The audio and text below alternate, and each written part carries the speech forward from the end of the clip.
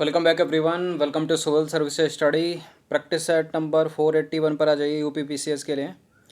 आज डेट है 2 जून 2021 और ये एंशिएंट हिस्ट्री का टेस्ट है। ठीक है, चलिए प्रैक्टिस करते हैं।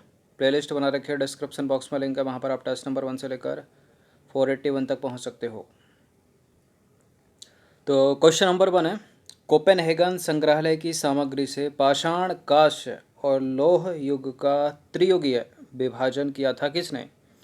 थॉमसन के द्वारा, लुबाक के द्वारा, टेलर के द्वारा, चाइल्ड के द्वारा। बताइए। पाषाण, कांस्य और लौह युग का त्रियुगीय विभाजन किया था किसने? थॉमसन ने। तो डेनमार्क के कोपेनहेगन संग्रहालय में जो है 1818 और 1820 में एक आयोग की रिपोर्ट के अनुसार सामग्री के आधार पर पाषाण, कांस्य और लौह युग का विभाजन क्रिश्चियन जॉर्गेनसन थॉमसन ने किया था। उत्खनित प्रमाणों के अनुसार पशुपालन का प्रारंभ हुआ था। बताइए।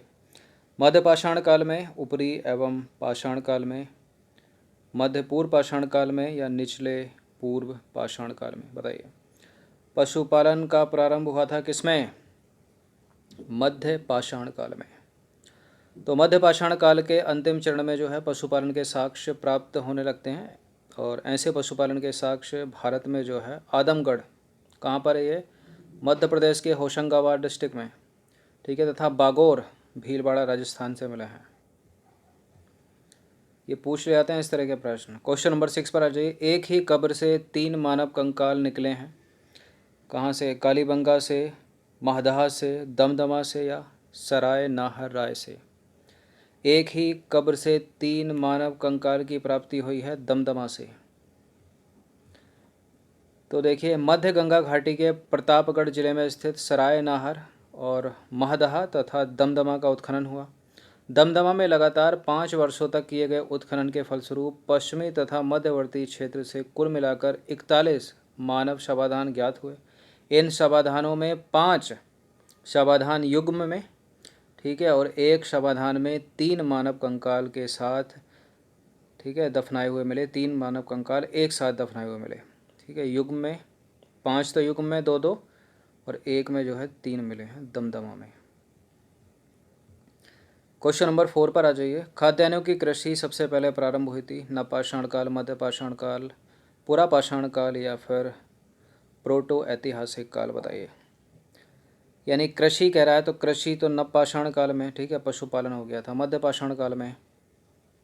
तो खाद्यान्नों का सबसे पहले उत्पादन नवपाषाण काल में हुआ और यही वह समय है जब मनुष्य कृषि कार्य से परिचित हुआ। प्रथम मानव जीवाश्म भारत में किस नदी घाटी से प्राप्त हुआ था? प्रथम मानव जीवाश्म भारत में प्राप्त हुआ था नर्मदा नदी घाटी से। तो भारत में मानव का सर्वप्रथम साक्ष्य मध्य प्रदेश के पश्चिमी नर्मदा क्षेत्र में स्थित हथनोरा नामक पुरास्थल से प्राप्त हुआ था। इसकी खोज पुरातत्वविद अरुण सोनकिया द्वारा 5 दिसंबर 1982 में की गई थी। निम्नलिखित में से किस स्थान से मध्य पाषाण काल में पशुपालन के प्रमाण मिले हैं? मध्य पाषाण काल में पशुपालन के प्रमाण मिले हैं राजस्थान के बागौर से। तो मध्य पाषाण काल से पशुपालन के साक्ष्य प्राप्त होने लगते हैं और पशुपालन के प्रारंभिक साक्ष्य मध्य प्रदेश के होशंगाबाद के निकट आदमगढ़ पुरास्थल और राजस्थान के भीलवाड़ा जिले में स्थित बागौर से मिलते हैं।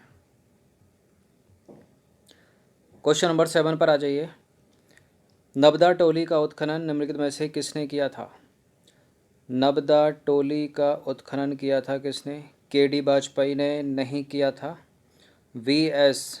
वांकक्कड़ ने नहीं किया था, एच.डी. सोंकलिया ने किया था। ठीक है, H D. Sankalia, option number C. तो नबदा टोली मतलब मध्य प्रदेश में है ये। इसका उत्खनन जो है दक्कन कॉलेज पुणे के प्रोफेसर एच.डी. सोंकलिया ने किया था। क्वेश्चन नंबर 8 पर आ जाइए। भारत के किस शिलाश्रय से सर्वाधिक चित्र प्राप्त हुए हैं? खंगरिया, भीमबेटका, लेखाहिया या आदमगढ़? भारत के जिस शिलाश्रय से सर्वाधिक चित्र प्राप्त हुए हैं वो है भीमबेटका की गुफा। तो उपर्युक्त दिए गए प्रश्नों में भीमबेटका शिलाश्रय से सर्वाधिक चित्र जो है वो प्राप्त हुए हैं। क्वेश्चन नंबर 9 पर आ जाइए। निम्नलिखित में से किस भारतीय पुरातत्ववेत्ता ने पहली बार भीमबेटका गुफा को देखा और उसके शैल चित्रों के प्रागैतिहासिक महत्व को खोजा? क्या नाम है उनका? HD सांकलिया या फिर BS वांकंकर या VN मिश्रा? इस बार उत्तर होगा VS वांकंकर, ऑप्शन नंबर सी। तो मध्य प्रदेश के रायसेन डिस्ट्रिक्ट में स्थित है भीमबेटका प्रागैतिहासिक शैल चित्रकला, ठीक है। और इसकी खोज वर्ष 1957 में BS वांकंकर ने की थी। क्वेश्चन नंबर 10 है, गैरिक मृदुभांड पात्र का नामकरण हुआ था? हस्तिनापुर में, अहिच्छत्र में, नोह में या लाल किले में? गैरिक मृदुभांड पात्र का नामकरण हस्तिनापुर में हुआ था।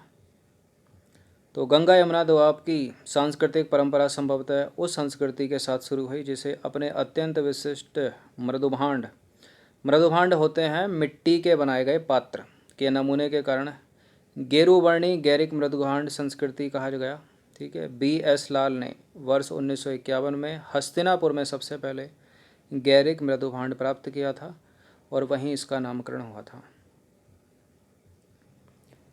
क्वेश्चन नंबर 11 पर आ जाइए। राख का टीला निम्नलिखित में से किस नवपाषाण स्थल से संबंधित है? ब्रह्मगिरी, गोल्डी हवा, संगनकल्लू और बुदिहाल। राख का टीला संगनकल्लू से। तो कर्नाटक में मैसूर के पास है बेल्लारी जनपद, उसमें स्थित है संगनकल्लू नामक स्थान, ठीक है। नवपाषाणकालीन पुरास्थल पर जो है राख के टीले जो है प्राप्त हुए हैं संगनकल्लू से। क्वेश्चन नंबर 12 पर आ जाइए। मानव द्वारा सर्वप्रथम प्रयुक्त अनाज कौन था? कौन सा अनाज खाया गया था सबसे पहले? गेहूँ, चावल, जौ या बाजरा या उगाया गया था? देखिए गेहूँ चावल लगाकर इसको गलत मत कर देना, जौ था ये, ठीक है। तो मानव द्वारा सर्वप्रथम प्रयुक्त अनाज जौ था और वैश्विक दृष्टि से देखा जाए तो सबसे पहले 8000 ईस्वी पूर्व के आसपास भूमध्य सागर एवं ईरान के मध्य स्थित पश्चिमी एशिया के भागों में मानव द्वारा उगाया गया था ये जौ। क्वेश्चन नंबर 13 पर आ जाइए। 13वां प्रश्न है, निम्नलिखित में से किस एक पुरास्थल से पाषाण संस्कृति से लेकर हड़प्पा सभ्यता तक के सांस्कृतिक अवशेष प्राप्त हुए हैं? पाषाण संस्कृति से लेकर हड़प्पा सभ्यता तक के सांस्कृतिक अवशेष प्राप्त हुए हैं कहाँ से? कालीबंगा से नहीं, कोट दीजी से नहीं, आमरी से नहीं, मेहरगढ़ से। कहाँ पर है मेहरगढ़? भारत में, पाकिस्तान में है। तो बलूचिस्तान पाकिस्तान में स्थित पुरास्थल मेहरगढ़ से पाषाण संस्कृति से लेकर हड़प्पा सभ्यता तक के सांस्कृतिक अवशेष प्राप्त हुए हैं। क्वेश्चन नंबर 14 पर आ जाइए। निम्नलिखित में से किस स्थल से मानव के साथ कुत्ते का कंकाल भी सावधान से प्राप्त हुआ है? इम्पोर्टेंट है, ठीक है।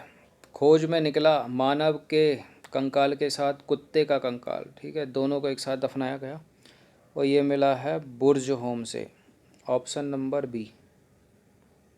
तो जम्मू कश्मीर में श्रीनगर के निकट उत्तर पश्चिम में स्थित है बुर्ज होम। यहाँ से नवपाषाण कालिक अवस्था में मानव कंकाल के साथ कुत्ते का कंकाल भी सावधान से प्राप्त हुआ है। इम्पोर्टेंट है, याद रखिए।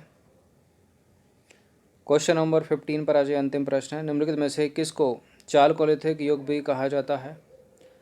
चालकोलिथिक युग कहा जाता है किसको? ताम्रपाषाण युग को, ठीक है। तो ताम्रपाषाण युग को चालकोलिथिक युग कहा जाता है, सीधा सीधा याद रखिएगा। तांबे का ज्ञान था क्या हड़प्पा सभ्यता के लोगों को? था। लोहे का था? नहीं था। तो ये कुछ प्रश्न थे, 15 प्रश्न थे एंशिएंट हिस्ट्री के। इनकी प्रैक्टिस एक बार कर लीजिएगा। टेलीग्राम चैनल से जुड़ जाइए, डिस्क्रिप्शन बॉक्स में लिंक है। और लेटेस्ट वीडियो नोटिफिकेशन पाने के लिए यूट्यूब का जो बेल आइकन है ना, उसको प्रेस रखिए सब्सक्राइब करने के बाद। धन्यवाद।